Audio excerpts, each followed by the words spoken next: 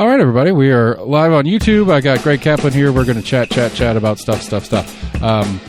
We're almost in agreement at gmail.com. Find us on Facebook, on Twitter, on YouTube. Go to our website, almostinagreement.com. I got my voter guide 22 on there. That's got a bunch of easy cheat sheet stuff, as well as links to KGIS and Knox County Election Commission. You can go to those places and get more information on where you're, like what district you're in, what your voting status is, those kind of things. Anyway, Greg said he really liked the intro, so we're going to let the intro play out, and we're going to dance a little bit, and then me and Greg are going to talk about District 18 and what's coming up there.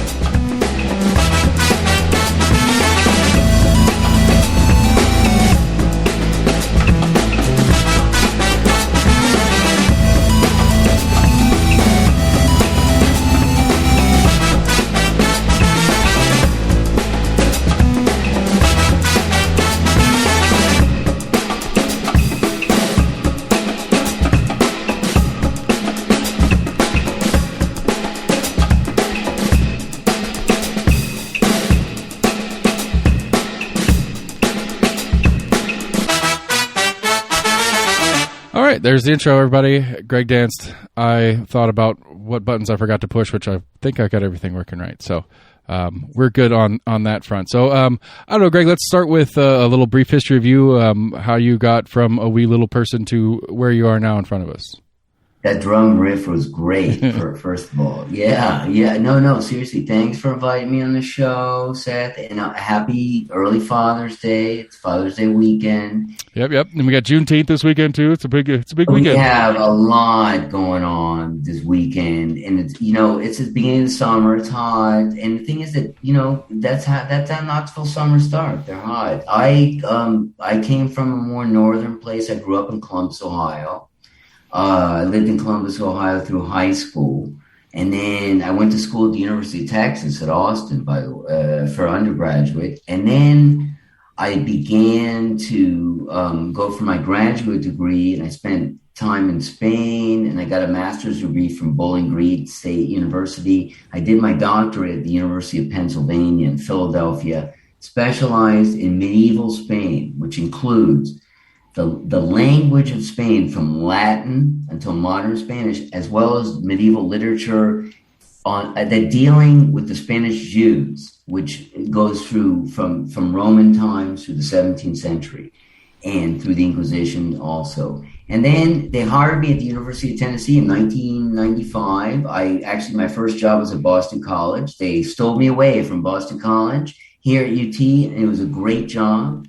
I love working here since 1995. And, part of our job at the University of Tennessee, 33% of that is devoted to service. And during the last 27 plus years, close to 30 years, I've been very involved in research, teaching, and service. But I wanted to stress that, watching the Centro Hispano, which is a core Hispanic organization in Knoxville, grow from really just its roots to what it is now, working to link students to the Centro Hispano to get internships in order, to teach night classes, to help with tax preparation, to do service to the community. And now I'm proud to say is that, and by the way, I work at the University of Tennessee, but I don't represent the University of Tennessee. I'm just a person who works there. But I'm glad to see that service is more important than ever at the University of Tennessee. So I worked since 1995, and now it's 2022, and it's a different, that's how I got here. Okay, so let's. I want to go out of campaign topic for just a second, because this is an interesting thing going on locally. What are your thoughts on this discussion of separating the College of Arts and Sciences? I think, I didn't know we'd be starting down this road today. And I know. I appreciate the question, and I want to just stress that as a candidate for this office, I don't represent any university view. Right. All I represent is a person who works at one of the institutions of higher education. Right, I understand that. The university, the state of Tennessee. My personal opinion on any decisions that are this important, that are made right now, is that we've just passed through 2 years of a COVID pandemic, which is the impact of that. We don't even know what that is yet. So I would say that any big decisions like this, perhaps, this might be a time to put a little more thought into them, because to get some distance between the decisions and the pandemic. That's all. But aside from that, I know people are working really hard to restructure, or to work on improving a university that's already great. Okay. Again, I got there in 1995. Right. I understand, and I actually really appreciate that you took the time to take the caveat that this has nothing to do with the electioning, because that's one of my pet peeves out of candidates in general, is when candidates talk in candidate capacity about things that they can't do in the job that they're seeking. So I appreciate that you separated that, because I think that's important, and I think that's something that's lacking generally in our politics at large. And so let's go back to the actual conversation we're here for. So what was it? Why now? Why 18? What made you make the leap from, the lowly college professor to now a political figure?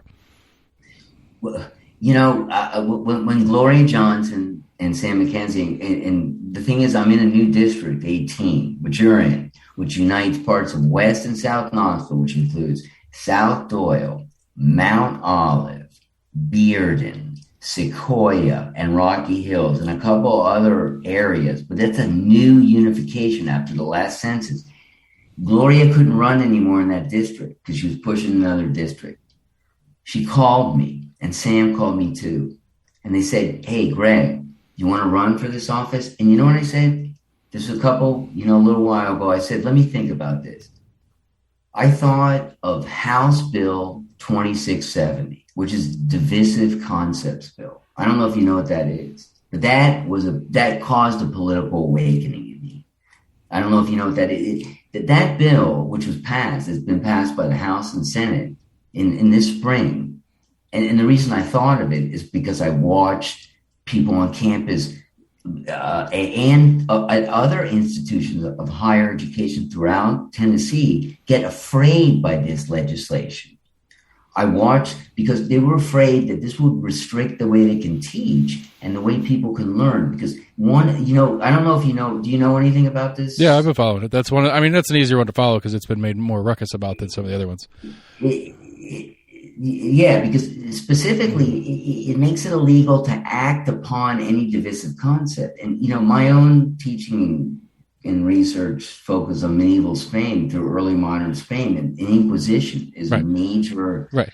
It's a pretty divisive concept. Of that. Right. This is exactly the same as... The Inquisition was the first time that, the government controlled how education was done at universities. So it inspired me to run. When they called me, I said, this is very dangerous legislation. And so I looked into more, and I looked at Medicaid, for example, healthcare coverage, which is another way of describing what more than 300,000 Tennesseans could have if the state of Tennessee finally accepted the $2.1 billion as that was granted many years ago, and which, by the way, on both sides of the aisle, Republicans and Democrats have tried to accept.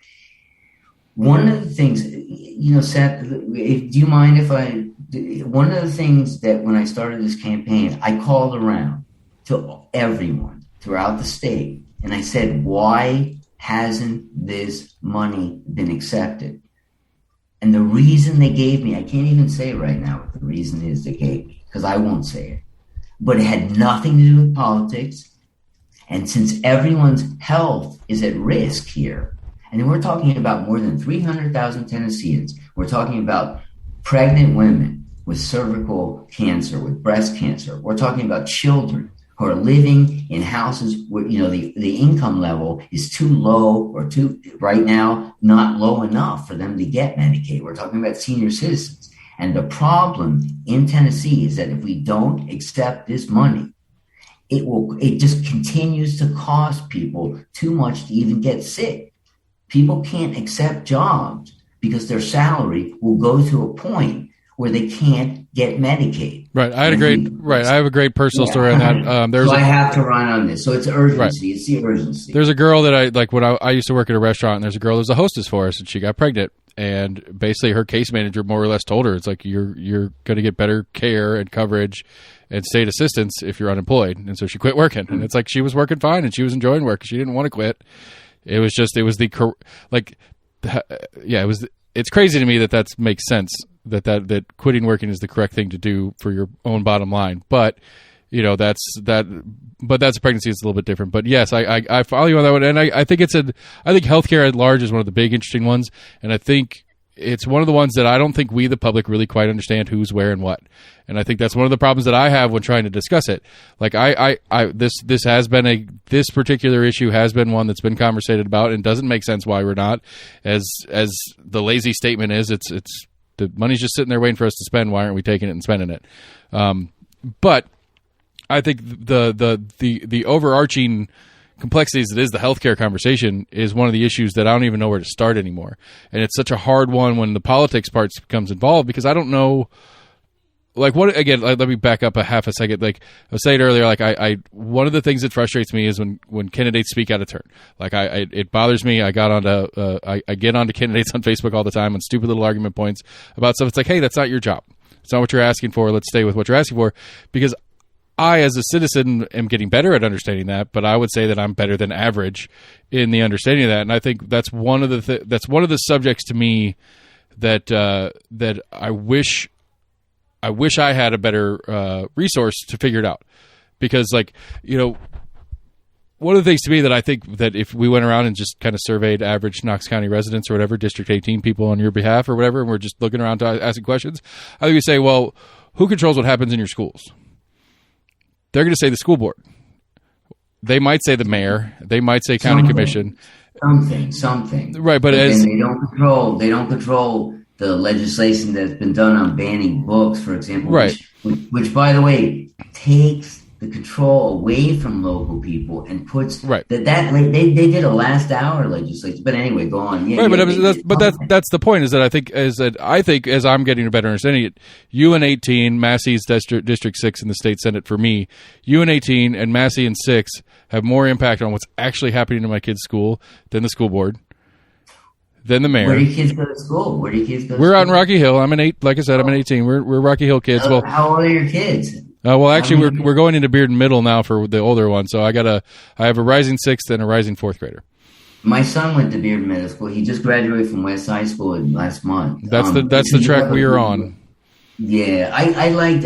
Those are all good schools, and you know what the best part is? All the principals of all the schools they work 24/7 they do a great job. And I think that the only complaint I would have is that sometimes when you go to elementary school, the middle school, the size changes very abruptly. But aside from that, there's a tremendous effort made on that wide scale then to include a greater community. So I want to say that my son, he went to Sequoia, Bearden, and now West High School, and now he's, that's it. Yeah, but Knoxville Public Schools, I like that. I think that's one of those things that we as the public need to get better at understanding whose role is what. Because I think it's too broad and it's too unclear and it's too easily muddied by the politics instead of the truth because then I can't hold account because I don't know who to hold account for an issue I have. Well, I'm sorry to no, go ahead, please. But I know we have limited time, and I would say that you're exactly right because here's one of the reasons I'm running is that I've seen, and this was the House Bill 2670, Divisive Concept Bill, is just an example, but many bills pass through the House that don't make any sense. And it seems that the only reason that they're being passed is to enforce an agenda which may not be shared by the majority of the people in Tennessee. And right. Seriously, that's why the urgency is there.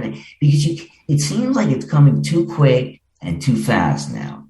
Because you just saw, for example, in the end of April, some last-minute legislation on book banning, which people can barely understand. And I just want to say that what that did again, it's the most important was take the control from the local people, Right. whatever district you're in. Right. Keep this. You should decide what happens in your schools, right?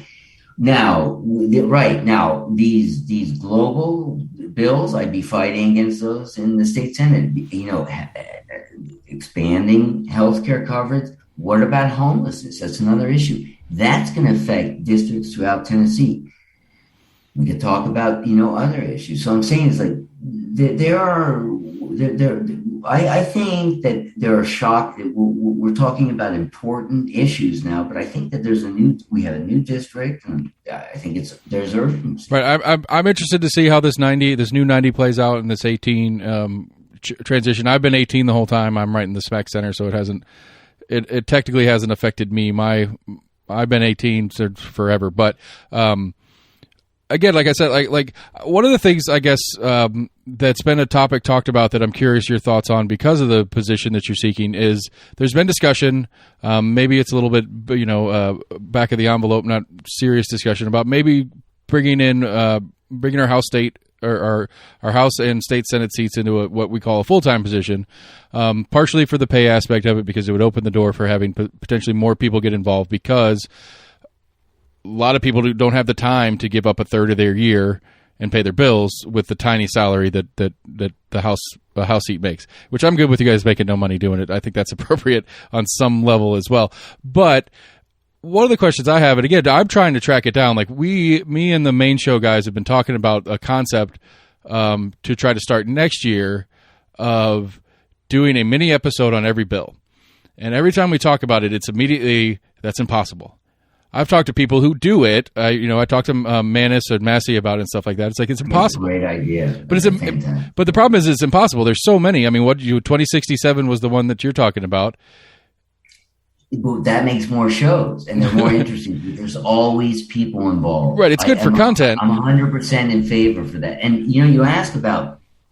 Here's how I look at this position right now. I'm running for a 2-year position, and that's 24 months. That's all the months of 2 years. Okay. During part of that time, my job would be to learn the issues of District 18. I mentioned a couple. Who are the people in District 18 who do not have Medicaid coverage right now, who would need it? I would want them to email me. I would want them to email me right now. I want to know who you are because according to statistics, there should be several thousands of you. And we have to repeal those very dangerous bills. So what is the basis for repealing those bills? Those are the documents you craft on the 8 months a year before you go to Nashville and be in the committee and be in the subcommittee and present the bills through the whole process. It's 24 months. It doesn't matter what they pay. I would say that I don't know anyone who does this. You don't do it for the money. You do it because of the passion.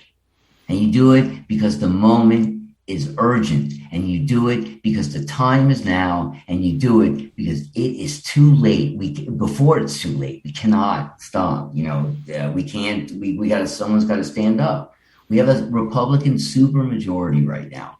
All legislation is being passed by them. We have to stand up because I believe that in this state, many people do not believe in the core concepts that are being passed right now. I mean, I could 100% agree with that because many people don't have coverage sucks. I mean, my favorite local news source is the Compass guys. I think they're as good as it gets, but they don't cover state issues. They stay local. And there's only a few state newspapers that do coverage, and they do pick and choose coverage. And it's usually the 2067s, like you mentioned, that are the high profile. Everybody gets excited about it one, but there's dozens and dozens and dozens that run through their whole process, and we don't know what it is yet. And unless you're a small section of people that are affected by that specific one and pay real close attention, like I don't smoke pot. Your show is very important, by the way. I try, but I don't smoke pot. I don't care to smoke pot. Pot's not on my list of things I like to do, but I don't think it should be illegal. I think one of the things to be like I pitched this at everybody. I pitched this at Massey when she was running last time. The whole thing is before the federal government goes and removes marijuana from Schedule 1. Tennessee needs to be in place. We need to be one of the, we're at we already have 20 something legal states anyway. We need to be 26, 27, whatever the next number is, because for the sake of jobs and economy, we need to grow, ship, and sell here. It's going to happen. Everybody knows it's going to happen. So let's take advantage of the slowness of the federal government and get it in place and go ahead and start making some money on it, get some tax revenue, all those good things that we do these things about. And hey, I don't know, maybe get a few people out of jail because they shouldn't be there in the first place. Well said. First of all, I want to say something. Lord, thank you. Do you mind? I'm sorry to interrupt. No, you're good. No, I'm sorry to interrupt, but Gloria Johnson has introduced legislation to legalize medical marijuana that was almost passed. And the thing is that, look at Florida, for example. Florida has completely regulated the industry in medical marijuana and is now earning tremendous tax revenue. That is an alternate tax revenue source that could be available in the state of Tennessee right now. And the only reason it isn't is a slim vote. Right. If Gloria reintroduced her legislation, I would support it. I mean, because to me, I could go at it from the right and and pitch it, because if you're on the right, you're supposed to be small government, open business, whatever you want to call it, those kind of things, less restrictions, less oversight kind of thing. And it's like, hey, here's a thing that we could do, and we can make a ton of money off it, and blah blah blah blah. It just seems like a no-brainer to me at this point, but it's somehow. It's just to me, it's not enough of a political issue to get anybody elected, and that's really what it comes down to. It's not, and it's an alternate source of revenue, because when people talk about how would they fund something, why don't you just regulate something according to how it's done in another state and other states? I mean, you just have to copy and paste their system, and I think the fact that produces alternate revenue, then you decide what to do with it. And Tennessee, I think. We try to build up a rainy day fund, for example. That would be a good source to build up more of our rainy day fund. Right, I agree. And it's necessary. I mean, maybe not go quite as far as California did and make sure that it's not overly taxed so the black market still exists.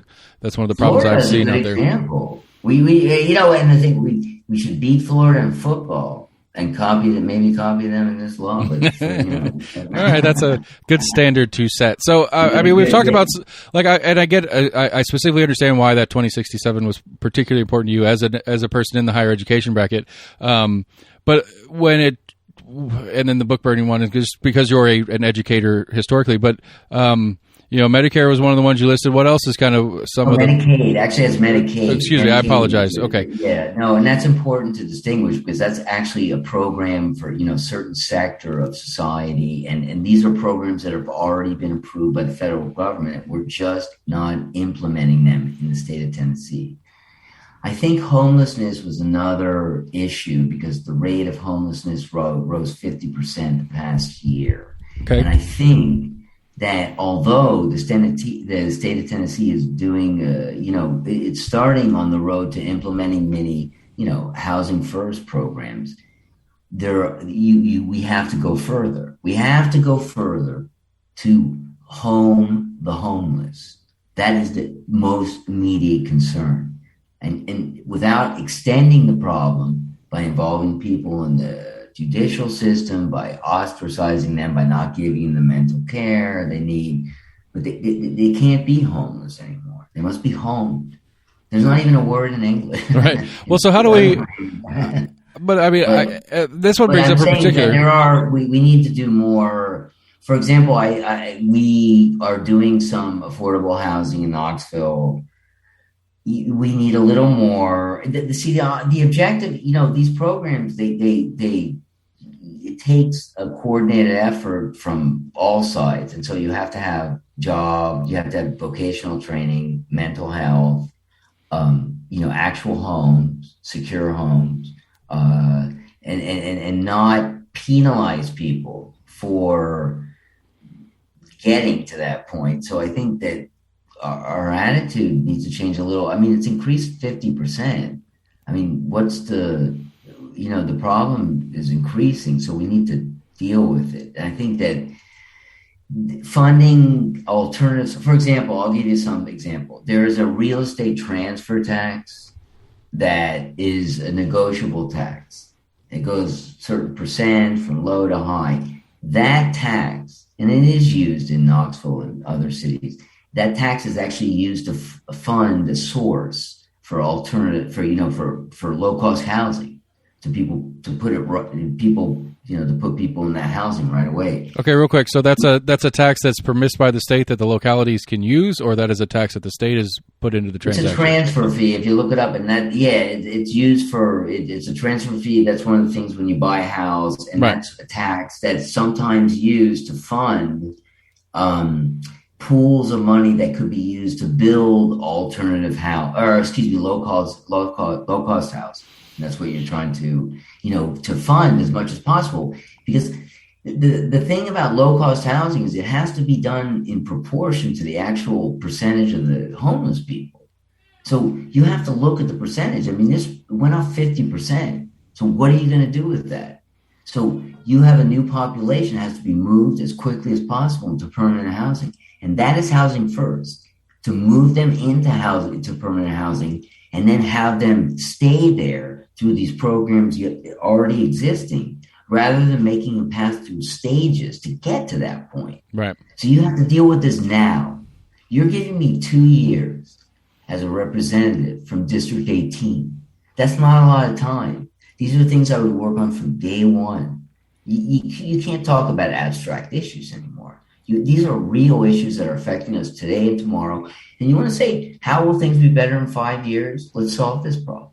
Right. Let's solve the Medicaid problem. Let's get these people coverage that they've already been granted by the federal government. And let's not, issue divisive legislation that's not even making sense. It's scaring people. And divisive concept bill is going to keep people from coming to Tennessee. I saw it in the faces of my friends around Knoxville, and that's why I had to run. Yeah, I hear what you're saying. I mean, because again, I think it's to me, it boils back down to we as an uninformed populace. We don't know who has the authority in the current structures to deal with certain issues, and so we just kind of deal with the issues as we see it.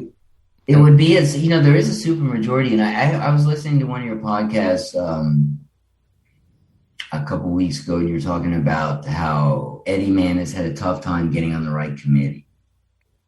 I think right now I'm thinking part of my election campaign is thinking how I would get on that committee, because there is no voice from UT in the entire Tennessee General Assembly.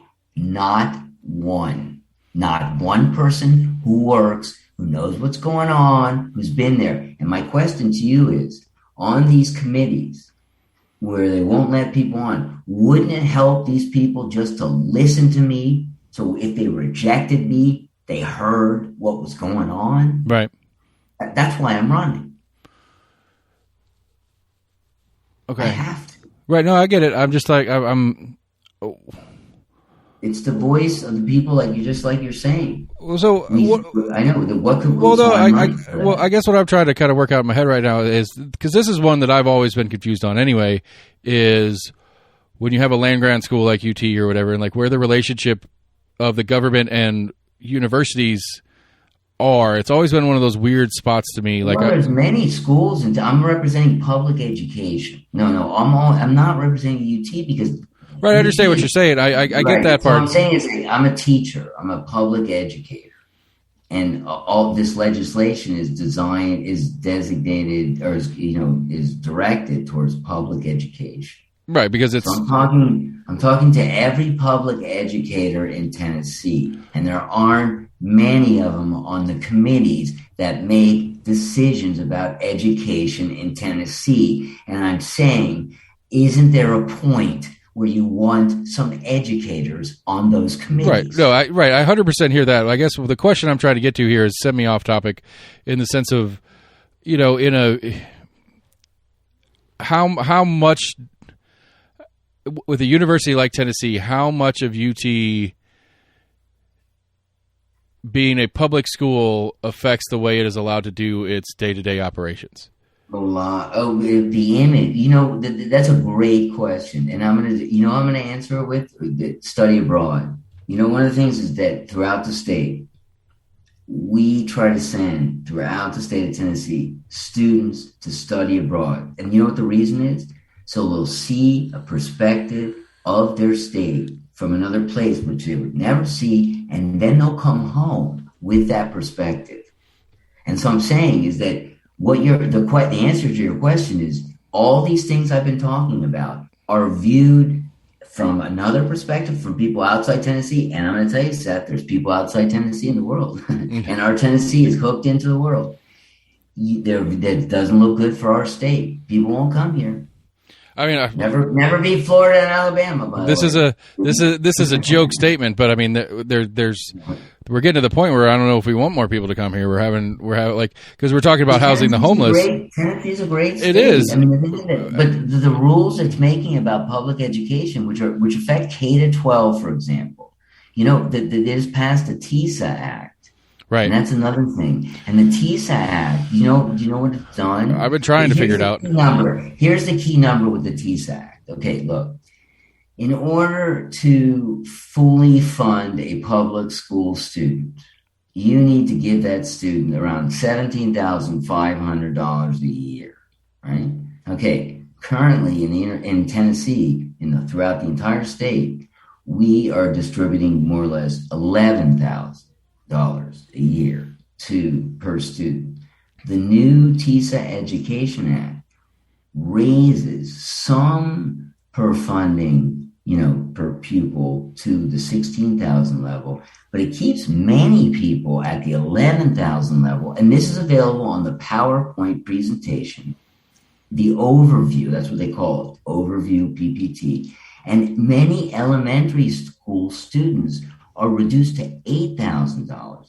It's a funding formula that doesn't add up for enough students to get to as close as possible to $17,000. I mean, it's 17 because as I understood it in the current formula, Knox County was in like the 10-ish range per student. Right, we're in the 11. That's what I'm saying is that throughout Tennessee, the fact that per pupil in the state of Tennessee, we currently earn around $11,500, has earned us a grade of D or F, which is not a good grade, by the way. That won't be in the future, don't worry, for our public education system.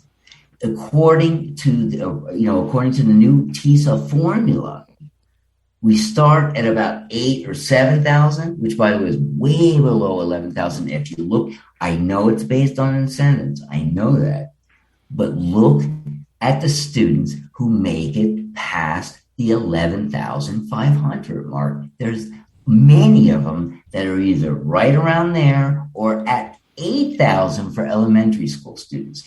So in 2 years, I would hope to modify the TISA education. I mean, I don't get it. Like I joke around a lot because I've dug in deep. I've had Ron McPherson on like 3 or 4 times just trying to understand the current funding formula. Haven't even started really deeply diving into the new one. And the question to me, and this is the question I do with school board members as well, is like, because I think, again, this is another one like the pot thing we were talking about earlier. To me, I think the general agreement of the public is that the schools are failing at what they're supposed to be doing. They're not doing a good enough job, or they're not doing the job that we expect. There's a whole subset of question in there in the what do we expect? We are failing schools by not fully funding them because the people who work in schools are the teachers and the administrators doing a great job. We should fully fund them according to statistics. I just gave you 70,000 and plus. You shouldn't just, if you pass arbitrary bills, that's not going to, really help. And then if you neglect certain schools, for example, if you privilege some and take public money and fund something that's not public, that's another way. So I think the problem is when I thought that there was a point in Knoxville, where more attention need to be paid to curriculum, to. Well, I guess what I'm trying to get to here is like, my son was growing up. up. Yeah, I agree. And more attention. That's why I'm running.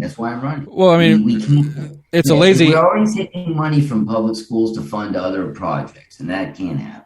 I mean, I follow what you're saying for sure, but I guess to me the question is that the solution, just to put more money in? Like, is that enough? No, we're taking money out. That's what I'm saying is we're defunding. I'm not saying put more money in, because first of all, what I'm talking about is I'm talking about a reduction of 11,000 to 8,000. That's taking money out. I'm saying when you have public school money, you need to just use it for public schools. And according to this funding formula, I do not see it benefiting students equitably throughout the state. I see it being advantageous to some and leaving many others below what's already earned us a D or an F. And that's the problem I have. Right, but I follow what you're saying. I agree to some level in what you're saying, but I follow. We have to modify that formula. We have to modify the formula. You have to base, for example, you would raise the lowest. You have to raise the lowest part to what the minimum is, for example. And I think that one of the problems with the formula I saw was that the minimum was way too low. Right. So you're starting to build incentives on. So it's not slice the pie differently; it's make a bigger pie. Exactly. It's making a small piece of pie, a really short piece of pie, right, down to the bottom piece of pie, and you're supposed to build up on that pie to get to the whipped cream on top. And I'm saying what you're starting with is way too short of a pie, and that could be done through mathematics. Seth, this is the way I know there's. I think that people put a lot of work into these bills, and I think they're selling us short with this bill. I have to get to I think that people are being privileged. Meanwhile, educational communities are not improving through this. And I don't think it's a better formula than what exists. And I think it needs to be improved. Okay, so this isn't I don't mean this as a divisive question or not, and this is a question I have because I just don't know the answer. Of the total percentage of the state budget, how much of it is into education? I actually have to look that one. I saw it. I saw it not long ago. Was it 2030? Was it around there? I don't know actually what the entire amount is. Right. I remember it being current state budget. Right. I think I remember being around a quarter, and then there's another additional I would say 25. Initially, I would say 25. And then it was like another 10% in the higher education subset of the bracket. Right. And these are these are funds that are you have to decide where the public money is going, and let's just make sure that all public money that's designated for education is actually going to public education. That's what I'm saying. Right. I mean, I get in trouble a lot because I'm open to the conversation about vouchers. I don't understand it. I've tried to get some people on here that are pro voucher to actually give me the pitch. I'm not asking. I think it's a separate conversation. I think if vouchers have nothing to do with defunding public school education, then we can have a separate conversation about it. I get what you're saying on that too. So I think it's an interesting conversation. It's one worth having. I just don't have anybody that can actually explain a voucher program other than examples from other places that may or may not be what we're trying to do here. So that's not important. Sometimes it seems like the voucher would be the same as why don't you make the public school better in the first place? That's what you would say as a parent. That's what I would say as a parent. And that's a good question. Right. Well, because to me, and to me, and I think it illustrates some of the different things we've already been talking about, is if I were to go out and advocate for vouchers, what I'm saying is that I want to have more control over what's going on in my school. And if that's the argument that I want to have, then why are we doing things at the state level that's taking control out of the local portion of what's going on in public schools? And so it's like there's an inconsistency there between two different things happening at the same time. And it's like, well, we need to pick a path here. If this is the path we're going to take, then we need to acknowledge that and not vote against ourselves at the same time on another one. It looks like that there's the law after the law passed that looks like this, and there has to be some voice just to who wouldn't if it was continued to be passed and they listened to a voice of reason, maybe they would say that they at least listen to that voice of reason. Well, I guess to me, just like a comment, again, this is not reality by any means, but just in a very tongue-in-cheek sort of format. It's like, well, we're doing something right? Because people are coming here in droves. I think that many people in Tennessee are confused right now. You know, which district are they in, for example? Right, yeah. You know, voting in new districts. I think there's been a lot of confusion, and you know that never helps anyone. So I think no, I believe that I think that Tennessee is always the people are very interested in educating their kids. I've always seen tremendous effort. I mean, by the parents to organize the groups that support the schools. And I think that public education is just something that, we need to stress. I mean, I agree. I think it needs to be better. I think a very boiled down version of what I would consider the biggest problems we have as a state and country for that matter, I think all stem out of the failing to support education, however you want to word it, because I think we have a failing nation right now, and we're not teaching kids to be good, productive parts of the system. And so, what do we expect? The custodians of society in our old age, and we're young. I know paid parental leave, for example. That's something that we could kind of push. So who's paying for that?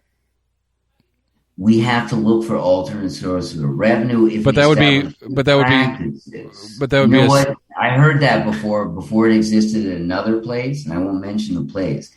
But I'm going to tell you something. Where there's a will, there's a way. I don't disagree. Like, one of the things for me, I own a small business as well as have a day job, and I guess technically I own the business that is this podcast as well, but I don't have any employees, so that's way easier.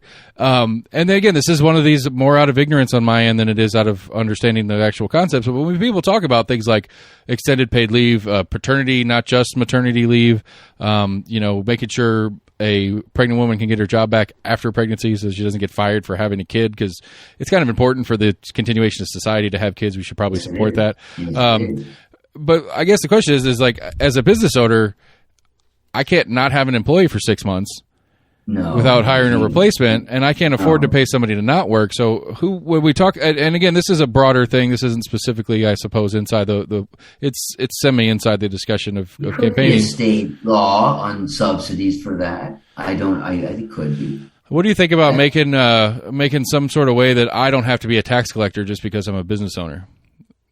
I think that small businesses, I was taught that that's the backbone of America. And I think that small business... It is. It's the tax burden backbone of America, 100%. And they deserve... You know what? We need to give more... tax advantages, more incentives, more business-friendly spaces, by the way. For example, on Alcoa Highway, which would be a part of the new District 18, let's make sure any business that crops up there has a good entrance with T-Dot and they can get out. Small businesses are what make this country great. And the more they're open and the more people study to open them and work to open them, I'm all in favor of any advantage. Goes back to our pot thing earlier. Get that legal weed in here. We can go. We can have all sorts of new businesses pop up. Well, that's different. It would have to be controlled medicinally. I mean, I'm talking about Florida where it's medicinal, and you have to be a patient. You have to see a physician. You have to go through a certain set of. I thought that's what Gloria Johnson was introducing. Right. And I understand that as a pathway, but to me, I think, again, to go back to the eventuality of it, the full recreational side of it should be on board too. I don't see why not. It is it's an interesting issue. I think that right now we have a law that was just barely didn't pass by Gloria, and so I think that should be reintroduced. Right. Again, I think to me, I would like to see it fully unregulated, but that's because I'm a psycho like that. But I just don't just for the pure economics of it. It doesn't make sense that we don't go full rec yesterday. But at least the medicinal is a step in the right direction, and everybody will go get a prescription for back pain. Tax revenue is flowing in other parts of the country. You are right. You are right. And so, well, I mean, and for work too. Everybody likes to run on supporting businesses and getting people work and doing all those kind of things. And it's like there's plenty of work in farm and fields, and there's plenty of work in doing the sorting and all the different parts and pieces that industry would provide. And so it's not just tax revenue directly from the sale of it. It would be a significant amount of, I guess, sales tax revenue from new people working and then spending their money on sales tax revenue. I think the medicinal boom to the economy has been well proven in Right. Florida, for example. I think that's an excellent. You know what? It's not everything, but it's a big state. Made a big decision, and we Governor grow. Governor Ron DeSantis is behind that decision. So I think even Republicans could be on board with that. They should be. Anyway, like I said, I can go at it from the right and be correct too. But I don't know. I don't care that much about pot. It just comes up to just being such a no duh to me, and that's why I always like to talk about it. It's another source of revenue, and again, it's been proven to work in other states for very controlled, and so they're gaining tax revenue. I don't know. Gloria has the legislation. Well, I mean, the state tried to go backwards last year, and apparently Briggs up in State Senate 7 is pretty on board with hammering out some of what the hemp market's doing right now and try to push that into the illegal side of it, which I'm not particularly pleased with. It was House Bill 1927 last year, if you want to look it up. I will, and you know what? May I say on that note that the state legislature is in session for a couple months a year. The rest of the year, I'd be fielding issues. Like, how would I know the issues on, District 18? I would want I want to know people who aren't covered by Medicaid. I want to know people who support this issue. I want to know people who are affected by did they think that the control for public education has been taken out of them? I want my email. Right. And again, I think I don't want to mention my email, but I know because it's probably your show. Right? No, yeah, absolutely. We will plug. We will do all those plugs here in a few minutes. But again, I think I go back to the same thing. I think it's lack of engagement, which is the number one issue I think we have as a society. We are failing to engage with our public figures and what the public is, what the government is supposed to be, and how that interaction is supposed to be. We're failing miserably at it because it's so big and so complicated. Because I think one of the things that I think you're right, and I think that should be part of the job, that in the off season when you're not in Nashville directly working, that it should be the engagement portion of it. But it's like, again, my joke about trying to do a show on every bill that would come up. They never finish where they start. Again, like if you go through the all the different filings on 1927, when you look at it, it starts out as its summary from the very beginning was to adjust a due date for some data on hemp-related issues. And by the time it got to one of its last subcommittees, it was talking about a full ban on products. And I knew that because I was well invested in making sure I figured out what was going on here, because potentially if it had passed come July 1, I'm breaking the law. And it's important to me in my business to not break said laws because I like to stay open and keep some of the business alive, even though that would pretty much cut me in half. But, I got to deal with what's in front of me. But again, I think that's part of the issue, is that it's so complicated from beginning to end that it's a wonder why everybody doesn't disengage, unless it's something very specific. And I think that gap is what I'm trying to figure out how to bridge. I think it's not such a big gap. Okay. What I've heard, it's not such a big gap. I don't know, because I got into it with Gloria about that topic specifically because I was talking to her about this 1927 one that I was complaining about, and she was pretty Gloria is very, supportive. And she was like, and she was like, I'll look into it and I'll see what I can figure out for you and stuff like that. But she's like, go check out the website. It's pretty easy to follow. I disagree. I'm not super smart. Don't get me wrong, but I'm not an idiot either. And it is not super, super simple to follow. I ended up doing a big push through our social media to try to get people to call their different reps to say, hey, please vote no on this. I don't want you to do that. And I ended up doing it the day after the last subcommittee met, because I got confused trying to figure out where it was in committee and what the next action was and all that kind of stuff. It's not impossible, but it's not easy to follow either. And so I want to figure out how to bridge that gap. And I'm not asking you to do that necessarily as a rep, but it is something I think that I can't help but think it's somewhat on purpose. Over time, it's become this kind of when you get in and you understand how to play the game, it's in your best interest to make sure that I don't necessarily know that. And again, I'm not saying to you personally, but just the way it's evolved over time. I think that that's why it's so important here, this campaign, because we passed the game. I mean, you have to take these things. I think in Nashville they're not taking these things seriously. Right. Sometimes. Right, but but I think, it to me, it has to be, it has to be politically dangerous for you to pass a bill. Not you personally, but it has to be politically dangerous because we understand it. If it's not dangerous, that means we don't understand it. If it's easy to throw something in and get it passed, it's because we're not paying attention as a public. And I think people have their own. People vote for public officials so they'll represent them, right? And that's what I'm saying is that, you're giving me a 2-year term. You'd be giving me a 2-year term to really do what you want to do. And I think that I agree with you that is. If you don't, you know what I think? I think that a loud voice is better than no voice. That's what I think. Right, and I agree with you that is the design. But whether the design and the function are the same thing, I guess is where I start to separate from what you're talking about. And if that's your intent, I hope you can pull it off. And I wish you the best of luck in doing so. But like I said, I think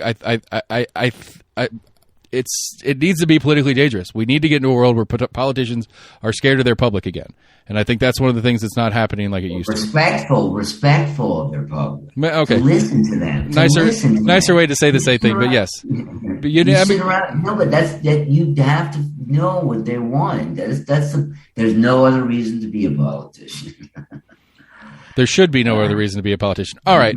So every time I do a campaign show, I got 5 standard questions I like to ask. And we'll go from there, and we'll do some plugs, and then we'll do an outro and dance a little bit more and call it a day. So number 1 on my 5 standard questions is we've talked a little bit about it anyway, but is this your first political run? Yes, it is my first public political run. Okay, and so I follow up on that. What is is there a private political run? No, but I've been run for many offices politically through my life. I mean, politics is part of life. Okay. And so as far as an elected seat in the public office, yes. So, and again, I think you've alluded to it a couple times. I think you've alluded to the answer to this, to part 1B of the question 1 is that. But the 1B is, what's the future? Is this the beginning? Is this your first of many runs? Is this just a very specific? You have a set of issues. I think in 2 years you got to be able to get the state to accept that $2.1 billion to expand healthcare coverage. Okay, so you get the expanded healthcare coverage and you retire. Is that the plan? Yeah. You know what? That and fully funding public education, some much needed gun safety legislation, and how about the Republicans support all these ideas so I wouldn't have to do them in the first place? I mean, how about we drop the Republican and Democrat and just have people? That would be cool with me. I know, but I'm saying in the common sense, it's in Nashville says we need these things. To fully fund public education, to expand healthcare coverage so people don't get ruined financially if they get sick, to have some sensible gun safety legislation, which includes, the full gamut of background, the age, the mental health, and to have real policies that protect unionized workplaces. That's another thing we haven't even talked about for a while. I mean, during the whole interview, right. And the rights of several communities out there that need protecting. Right. So I think that's what we need to do in Nashville. If everyone did it together, we could all go. It'd be great. Okay, so question 2, this gets real serious. Question 2 is, where's your favorite place to eat around here? In District 18. Preferably, yeah. Or we're in Knoxville. Yeah, Knoxville's you're fine. Gonna get me there, but I'm gonna tell you something. I'm a frequent customer of the Plaid Apron. I want to say hi to Rosa. I think that I would love to see another restaurant in Western Plaza, finally, that we could walk to. Because I think I take the CAT system a lot. I use the bus system and to go down to work, to travel out to West Knoxville. And I think that that one in the corner. What was it? It was Black Horse for a while, and then before that, I know it was deep in there. And I also think that the Mezcal is good out there. It could be in District 18. All the places on Sutherland are good too. You go District 18 would be Alcoa Highway. Not too many restaurants, but there are some going into South Doyle, Mount Olive, and those are 2 districts, South Doyle, Mount Olive, that I'm going to be paying a lot of attention to. I want to hear what they have to say. Gotcha. And what is so question 3 is, what's your favorite ice cream? Favorite ice cream would be chocolate. Big fan. Good. And the thing is that I'm a big ice cream fan. Fair enough. So where's your favorite? Well, we won't go that way. All right. So question 4, we go back into actual politics. And I alluded to it in my little rant a second ago. It's like, do you? Is that your kid? Yeah, they do. Yeah, they don't respect the recording times. Anyway, Happy Father's Day. question 4 is: do you feel like partisanship is a value add to me, the voter, in your race? I think that partisanship is, unfortunately, it's people affiliate with parties, but what does that do to in your race? That's a tough question. What do you mean by that question? Well, I mean, like I'm an 18 resident. I went through the amazingly complicated, crazy 18 last time around, the Manus-Oster primary when then there was challenge and all that kind of stuff, which is great for me. Good content. I learned a lot of things I didn't know about the system, and then I had Virginia Couch, who was the Democrat in that race, and in talking to different people and the way the partisan party stuff works, that was one 18. They thought Couch had a chance in 18. And I think Eddie Manus being the one that ended up actually winning the Republican primary in there really hurt her chances as the thing shook out. But I guess to me, one of the things that I struggle with most, I am not a party person. I don't care about the parties. I don't care about the party ideals. They aren't important to me. And so the designation on a ballot doesn't matter to me. I would prefer realistically that you and Elaine Davis and Testerman all ran head to head in a primary, and then we just eliminated the worst one and move on. I don't see the value personally. We can all be on the same show. You should have us all on the same show. I think with regard to party, I have to answer that. No, I'm sorry. That unfortunately, one party is the party of intolerance and exclusion, and another one is the party of tolerance and inclusion. So I only see one. With so much been going on, I just see so much exclusionary legislation, discriminatory legislation coming out of Knoxville. So the short answer is, it's just so. Right. I think unfortunately, it seems like we're so polarized, and that's why there's an urgency, because I do not believe that many people in this area, in District 18, believe in what's going on. Okay, so that's a short answer. Yes, that the fundamental differences in parties is important to you, and so that should help me make a decision. Yeah, because of the current state of the Republican Party. Okay.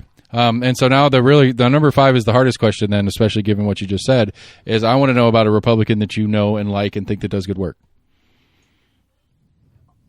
I guess Eddie Manus, that'd be one. Well, if you ask Republicans, he's not a Republican. So he's a Republican. I know, but he'd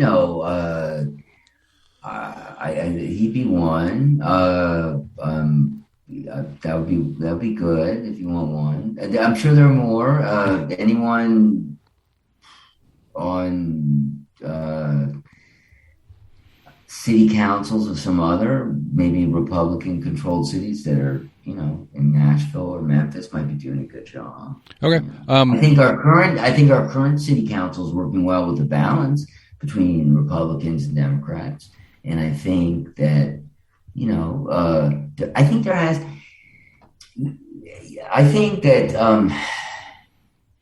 I think party affiliation is very important because there's a difference now. There's such a distinction between inclusion and exclusion. I'm not going to. People can get over that. I hope people can get over. I'm not going to disagree with you on the principle of that, but again, to me, in the current state of especially national politics, I'd say it's a rough time to be running as a Democrat. I think that D moniker damages you more than it helps you, even with the inclusion statement that you're making. It's amazing what country, you live. It's that wasn't always the case. I agree, and I think in 4 years it'll flip over because we'll have somebody else and it'll be a mess. It's whoever's in the White House right now is the worst party to be in on a midterm election. When's the last time we've had a midterm that didn't flip? Nationally. And I think let's not forget that the more people who are interested in politics, the better it is for politics. I agree. What I think, my personal opinion, is that if 100% of the people voted in any precinct or district or state or city or country, I would be in accordance with the result of that election. If 100% of the people voted, but our voter participation rate is so low that you don't even know if any party is even making any difference because it's around 50% or less. Right. Well, because I think and understandably so, but I think elected officials don't take apathy as a vote. They don't consider the fact that they only won 30% of the population as they just take that as a win and move on. They don't take that as 70% don't care, either don't care enough to vote or didn't vote for me, so I should probably make some actions to fix that. I think it's important to vote because you're setting an example for future generations. I mean, right now you're voting, or you're not voting, but then maybe you'd like your kids or to vote a certain way. So just the example, I think that voting that's the essence. Voting for public officials is the essence of democracy we created. I've written about that. I agree with my you, research. I've written about that. I have a book that deals with this. And I follow 100%. Right now. But I think everyone has to vote. I think voting for the sake of voting is not the answer either, though. I don't think that's enough. No, but you vote. You must vote for. You have to believe in something, and the thing is, you have to be interested. The thing is that the country's based on compromise. That means, you get some things and you don't get other things, but you can't look at the fact that you're going to have to compromise as a reason for not participating. I agree. I agree. I'm 100% with you. I want more people voting, but I want more people voting with some knowledge about what they're voting about. Like, I don't want people voting for a county commissioner thinking that they're going to do something in the schools. I don't it drives me crazy. That is my number one pet peeve. The more I start to get into and understand, the more frustrated and upset and kind of mean I get about politicians talking about things that aren't in their wheelhouse. I agree. Yeah, it's very confusing. And there's so many districts and overlapping, jurisdictions and offices that sometimes it's difficult to tell. Right. Like, we're one of the rare cities that has a division between county and city mayor. Yeah. I mean, not rare, but many people don't have that. So, if you come from a place that doesn't have that and you see that, maybe seem different. Right. Right. I mean, yeah, because I think a lot of people. It works. I mean, a lot of people think that the city and county are not that the city is not necessarily in the county. Like when you get down to governmental issues and stuff like that, it's like, it is. Very good candidate. Debbie Helsley is going to be great county mayor. I pissed her off a couple days ago, so I might not get that interview I've been working on. So anyway, we went long. That's great. I love it. Give me your plugs, email, website, all that kind of stuff. I'll put links in the bio. I want to say, first of all, happy Father's Day again. Thank you. It's been great to talk to you. To all my possible supporters, look to electkaplan.com. That's ELEC, elect Kaplan, one word. ELECT, Kaplan, KAPLAN, one word, .com. And thank you very much. All right. Well, I will put that in the show notes. We're going to dance our way out of here, and we'll call it a night. Have a good evening. It's been great talking. Thanks, buddy. Almost in agreement, everybody. Greg Kaplan, District 18. He's you could kind of backburner this conversation for a little bit. We got to wait for the primary mess to get out of the way in August. But this is he'll be on the November General for us out here at District 18. Like I said, go to the website almostinagreement.com. And check out the Election Guide 22. It's got KGIS and the Knox County Election Commission links. Like we were talking about, you can double-check your registration status, what district you're actually in, where your voting location is, all those kind of things. You can learn how much your house is worth and who bought it last and for how much, too, while you're on KGIS. It's fun. KGIS is a neat thing to look at. But that gets all your election stuff, does all that kind of stuff. Get that everywhere. We're on Facebook. We're on YouTube. We're on Twitter. I'm all out of whack. Yeah, check us out there. Almostinagreement@gmail.com is my email address if you want to hit us up with any questions or anything you want to know or anybody you want me to talk to. And got a couple shows scheduled next week, so we're going to keep grinding out what we do, and we're going to keep talking to candidates, and we're going to keep talking about what's going on here in Knoxville, Knox County, and try to pay attention to what's going on the state level, too. So we're Almost in Agreement. Thanks for listening, everybody. Thanks, Greg, for doing the show, and we'll talk to you all soon.